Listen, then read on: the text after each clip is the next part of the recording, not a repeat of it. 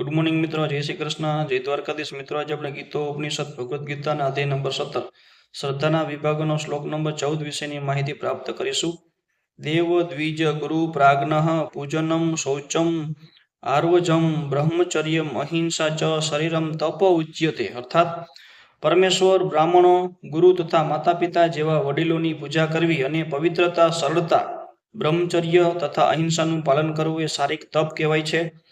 અહીં ભગવાને તપના પ્રકાર દર્શાવ્યા છે। પ્રથમ તેઓ શરીર દ્વારા કરતા વ્રત તપ વર્ણવે છે। મનુષ્યએ ઈશ્વર અથવા દેવો, યોગ્ય, બ્રાહ્મણો, ગુરુ તથા મા બાપ જેવા વડીલો કે વેદ જ્ઞાનમાં વિદ્વાનો મનુષ્યનો આદર કરવો જોઈએ। આવા આદર કરવાનું શીખવું જોઈએ। આ સર્વનો યોગ આદર કરવો જોઈએ। તેણે પોતાની આંતરિક બાહ્ય શુદ્ધિની ટેવ પાડવી જોઈએ અને આચરણમાં સરળ રહેવું જોઈએ।